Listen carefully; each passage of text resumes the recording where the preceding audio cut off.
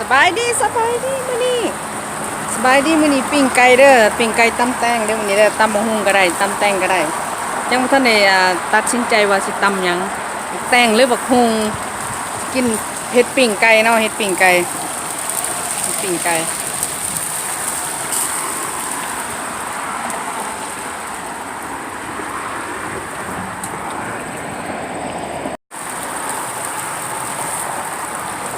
ปิ้งไก่ใส่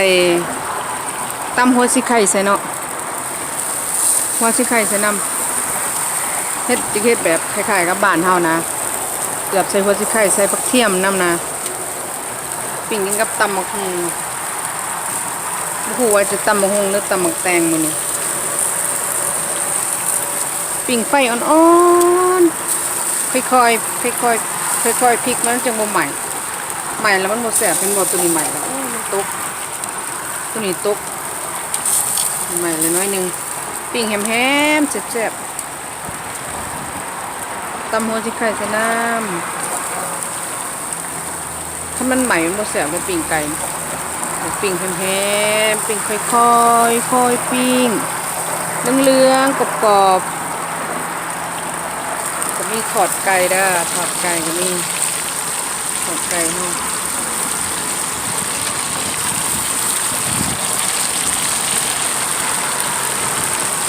มีตีนนำตำหุงแซ่บสุกแล้วบาดนี่งามเหลืองงามผู้ดีแซ่บบ่ใหม่ผู้ดีแซ่บซุ่มทอดสุกแล้ว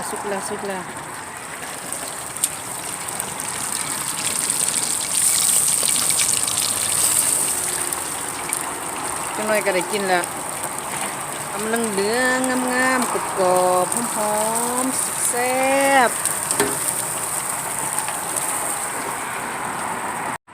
ยามหนาวเขามาเรามักเล่นกระต่ายเบิดเลยเก็บมักเล่นไปใส่อะไรก็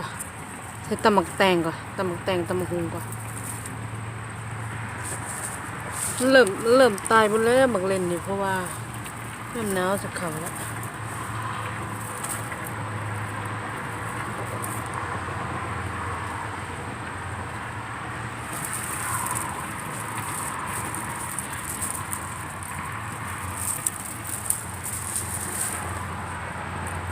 มาเคิมก็เอา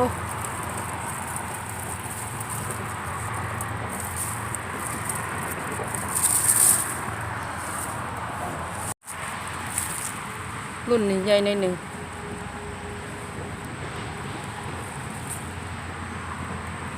เก็บใส่ตำหมักแตงตำหมักหุงก่อนถอดไก่ใส่แซ่บซุ่มนี้ยังเขียวอยู่ซุ่มนี้ยังเขียวอยู่แมงไหม้เจาะก็มีมันแมงไหม้เจาะที่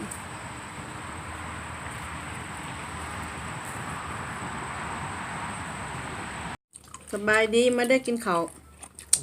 มื้อนี้กินข้าวกับครอบครัวได้มื้อนี้เด้อ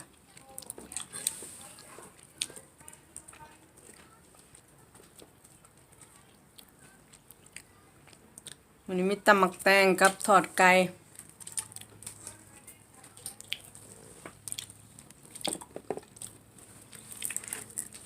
จิ้มมันก่อนตำหมักแตงสวนนี่แซ่บบ่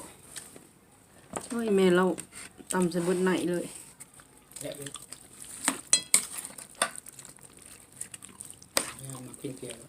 อันน่ะหมักแตงเก็บมาไว้หลายหน่วยอยู่กับมันเน่าเบิดบ่ได้ตำกินจักเทื่อ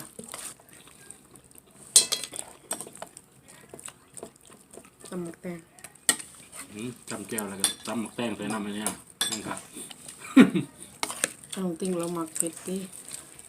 เราหมักกินเผ็ดแก้วแตงมันเย็นเด้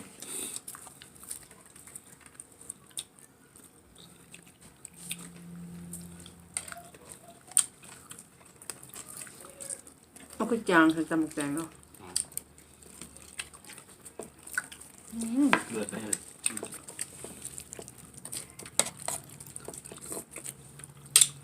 พ่อเอาไว้ตำหมักแตงเอาเลย แต่เยอะอ่ะมันจางเลย บอก ตัดน้ำมันนะ เราว่าเราตำเราว่าเราเห็นมันเข้มเขาว่าเข้มจะก็เอาเมืองเน่าใส่ตัวมันเป็นจาง เราปุ๊บกินสมนี่ มันจะแพ้ชิคกี้ปิ้งไก่ค่ะปิ้งไก่กับทอดไก่มา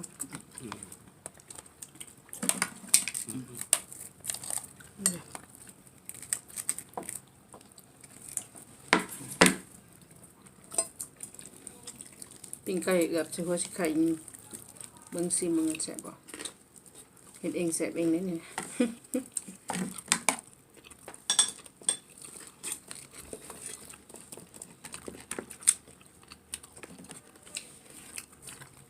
จางอาหารจางมันนี่ จางนี่นะปิ้งไก่กระจาง เรื่องจาง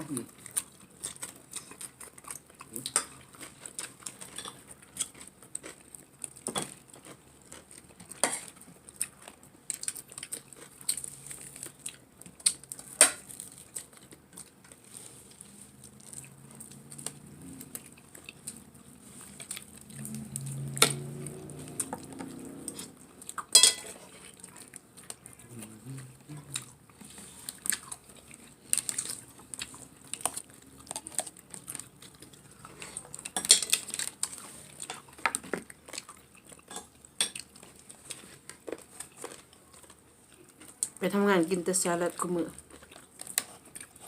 อาหารไม่กล้าเลยกินแต่สลัด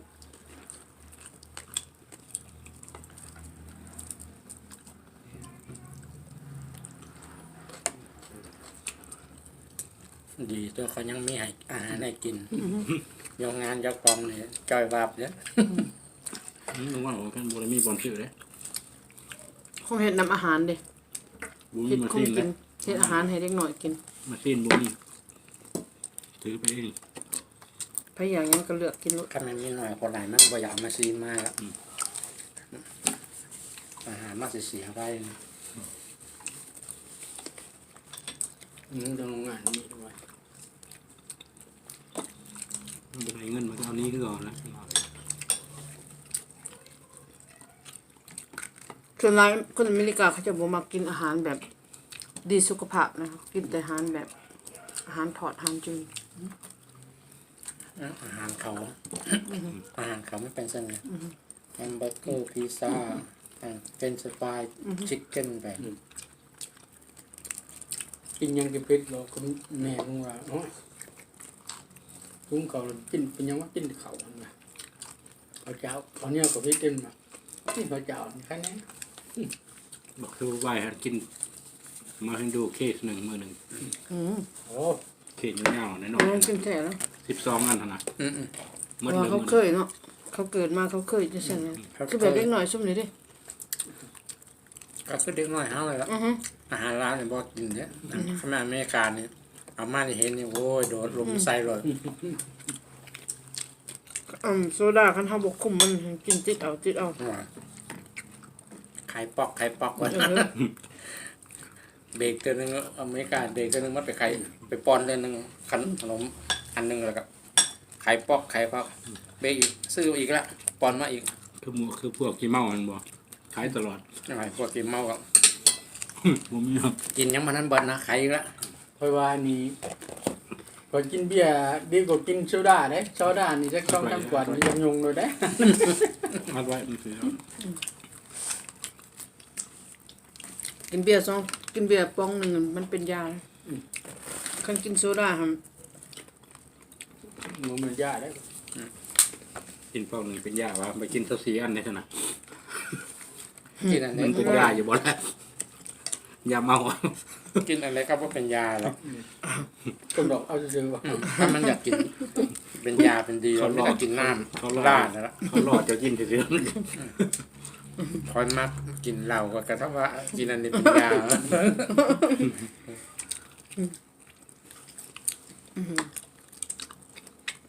บางผู้เฒ่าบ้านเฮาตะกี้กินน้ำลาว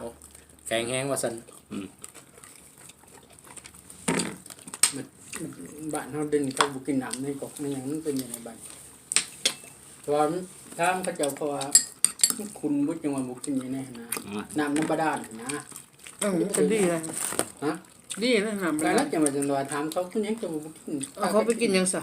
กินอยู่ไสซะ น้ำขวดก็สีนะ โอ้ ปวดกินแล้วเดี๋ยวนี้นะ ข้าไม่ค่อยบ่กินนะ เดี๋ยว เพราะว่าน้ำในบ้านนี่สิดีกว่าเนาะ เนี่ยเพราะว่ากวนเฮาบ่ฮู้ว่าเขาจะเฮ็ดแนวใดเขาหลักขายหลักหายใส่ขายก็บ่ฮู้ บอกให้มันเป็นขวดสิมันก็ยังขายอยู่มันมีกัมปานีใหญ่ๆมัน อือฮึ มันมียี่ห้อมันก็สิเอากล่องมายังดีอยู่นี่นะ อือฮึ ก็กระตุกใหญ่ๆที่เจ้าของเห็นเจ้าของไปแดวบ้านนอกเขาหาน่ะแล้วก็เอาก๊อกน้ำนี่แล้วเปิดแล้วก็ อืม ตอนใส่รถแล้วก็บ่มีเขาตองเติมเต็มแล้วก็ให้ไปส่งขาย อืม กระตุกละ10 บาท10 บาทก็บอกโอ้ยสัมพอนะ บ่เอาน้ำลายแบบนั้น อันนี้ว่าเอากินในกอกดีกว่า น้ำไม่กล้ามันสิเสี่ยวละเสี่ยวโปรเกนแล้วบ่ต้องกินเขาอ่ะ นั่นคนเขาก็บอกเพื่อนในอเมริกันเนี่ยเพราะว่าก่อนเพิ่นสิซื้อน้ำมันมีนะก๊อกเขาว่าเขาก็ต้องมาบ่ได้ได้บอกมันนะแล้วว่านั่งพูดว่าเกิดพออยู่พูดว่าอะไรไปจมน้ำเด้อ แล้วพ่อน้ำก็จะเอาตัวดีๆเป็นกินรส บอกกันสิเว้าแล้วก็อยู่อเมริกันก็บ่ดีปานใดดอกเพราะว่าเขาเอามาแต่น้ำเล็กเด้น้ำเล็กนั่นคนทิมเคมียังลงไปหลาย ชูเหล็กเกินบ่ถึงมัน อันนี้น้ำนี่บ่น้ำเล็กแล้วน้ำเขาจะเอามาแต่spring water แปลว่าน้ำธรรมชาติ น้ำในผู้ เขาจะเอามาจากหนอง คาราโวาโดครับบ่อนเขาเปรี้ยว เขาก็มาตองมัน เป็นเดสเซอร์ เขา เล ก็ ย ขาเสื้อมัน สปริงวอเตอร์เยอะ ขนำนี่กอกอยู่นี่ครับเขาจะเอามาแต่ทะเลอิหยังก็ลงไปอยู่หั่นมันเปื้อน อืม เคมีหลายเขามาตองอยู่แต่ว่ามันยังมีอันนั้นแหละเขาเจ้าก็เอาน้ำโคลอรีนไปใส่นะหั่นเพื่อกันให้มันเป็นอันนั้นนะไข่เป็นอิหยังนะแต่มันก็บ่ดีสุดดอกแต่ก็กินได้ ตัวได้พอดี นะดิดนี่เขาซื้อบอนอลาบามาอะไรบ้างครับย่างไปความทางอ่ะมันเป็นบ่อขึ้นมา ตอน ขึ้นมาแต่ เนี่ พื้ ย นดิน เขาน้ำบ่อหั่นดีที่สุดเลยน้ำ บั บ่ ว อ มันมาได้เด้อ พอเราไปกินอยู่พื้นมันขึ้นมา แต่ว่าเพราะว่ามันดิ้นธรรมชาติของมันอยู่ในพื้นดินมันคลีนเองมันแหละ ของเพื่อน ธร เท่าร ม นั้น ชาติ ส่วนไรเขา มัน จอ แข็ง เอาได้จอเอาน้ำเลย อยู่บนก็เอาเท่านี่เด้น้ำมาแล้วแต่ผู้เย็นได้จังนะ อือฮึ บริต่อมันมีซีดีได้อยู่ คนมีกล้าเขาก็ยังไปตรงกันนะ ก็เขาว่ามันธรรมชาติมันเทคแคร์เลยเด้ขี้หินขี้ดินเนี่ยมันดูดมันเทคแคร์แหละมันคลีนในเฮาเลยเด้ธรรมชาติมันคลีนในเฮาเลย มีน้ำมันน่าจะดินเนี่ยดินพื้นพุ่น ขนาดน้องหันบ่เป็นจักคลีนเพราะว่ามันบ่ไหลเด้ ตะ มัน กี้ บ่ไหล ตะกี้นะธรรมศาสตร์มันก็คลีนนะครับอยู่แต่บัดเดี๋ยวนี้ธรรมศาสตร์มันบ่ค่อยมีแล้วอันนู้นก็มาเฮ็ดอันนี้ก็มาเฮ็ดใส่แล้วก็เลยสิบ่มีเฮาธรรมศาสตร์เนี่ย บ่มีดอกพักหญ้าก็ยังบ่มีดิน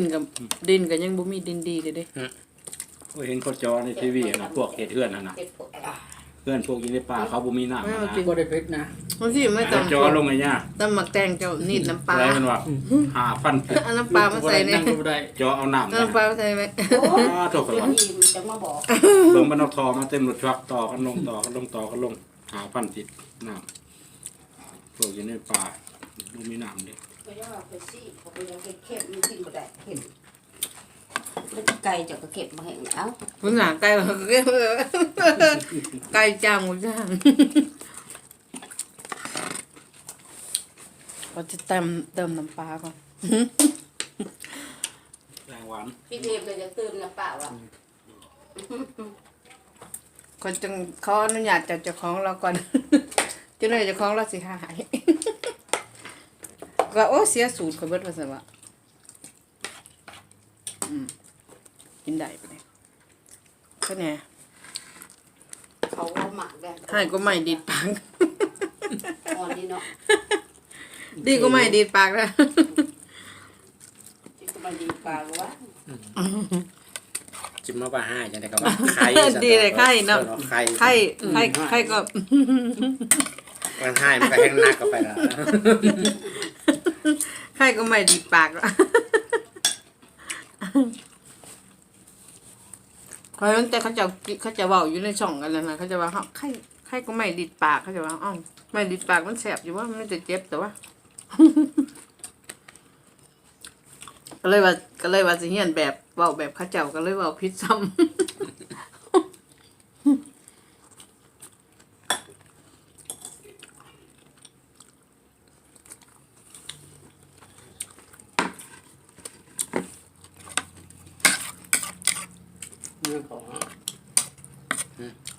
เขา พอแล้วเนี่ยอิ่มแล้ว เนาะ โอ้ยปั่นมาไงครับ อิ่มไว้เนาะ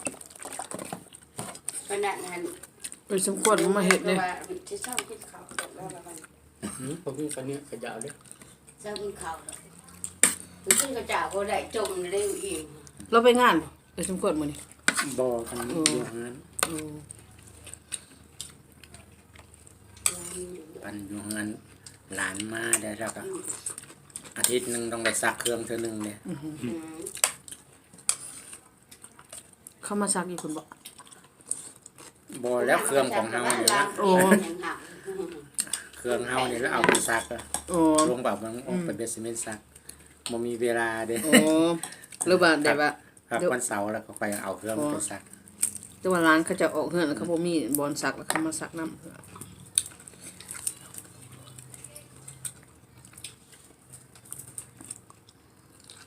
ปถึงบอกไม่ใช่กินข้าวแล้วก็ กูเห็นแต่ข่อยดอกไปซักเฮือนแม่ บอกว่าจังไดก็บอกครับโพแล้วซื้อมา2หน่วยอันนึงซักอันนึงอบอันนึงไว้เป็นซีเมนต์ มีที่ นี่แล้ว มีแล้ว นี่เหรอ อยู่แล้วเรายังบ่ซัก คันมีแล้วก็ตัวเองโอเคอยู่แต่ลูกหั่นเขาซักบ่ระวังหั่นน่ะคันไปซักในห้างเขาแน่ฮู้จักความทุกข์แล้วก็ฮู้จักความทุกข์แล้วก็โอเคนั่นน่ะคันมันสบายหลายอิหยังมีเบิดอิหยังก็โอ้เฮ็ดทุ่มเทไปเบิด ผมตัวได้ใหญ่ไปฉักหลานเขา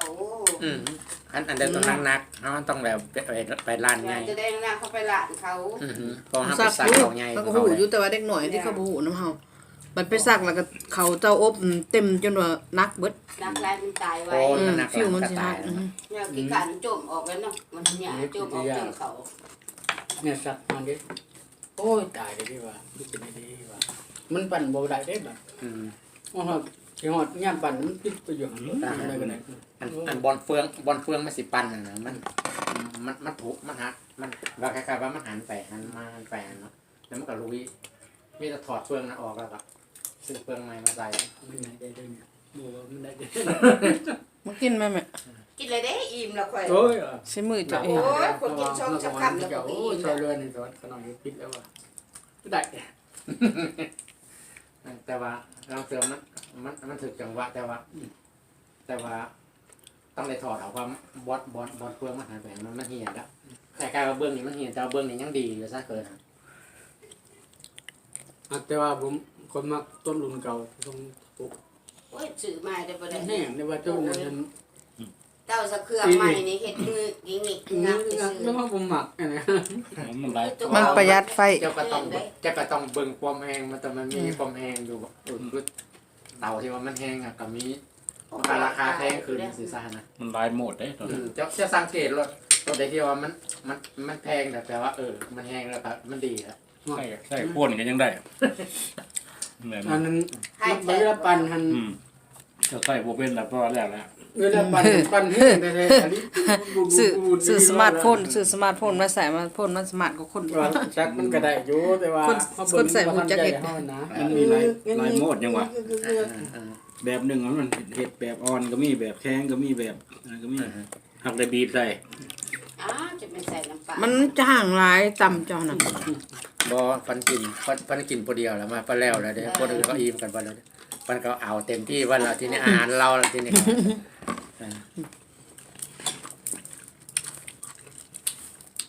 ตอนกินเขากับกับไข่อยู่นังคงกับผมบอกว่ามันยำหยาบมันแทน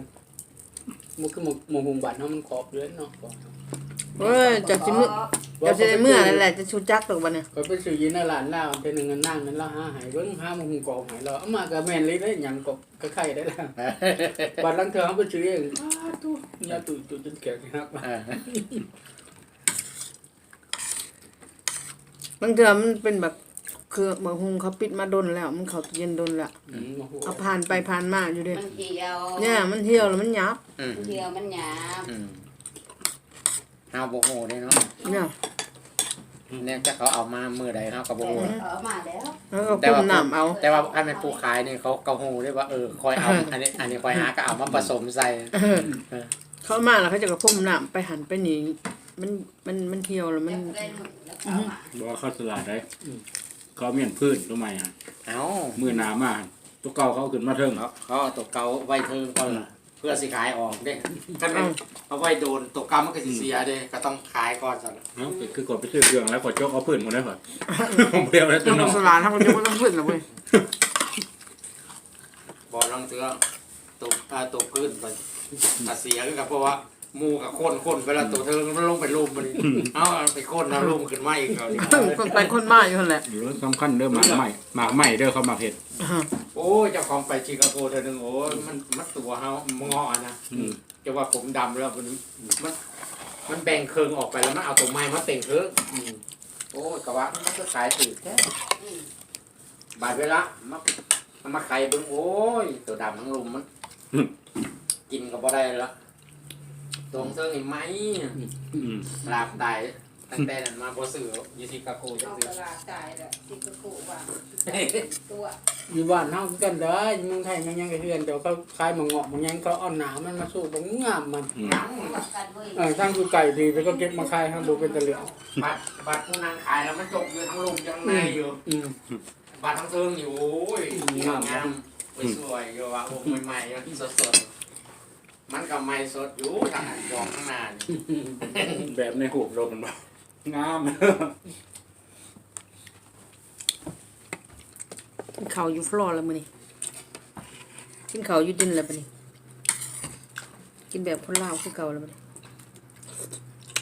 พวกญี่ปุ่นเขากินข้าวอยู่ฟลอร์กัน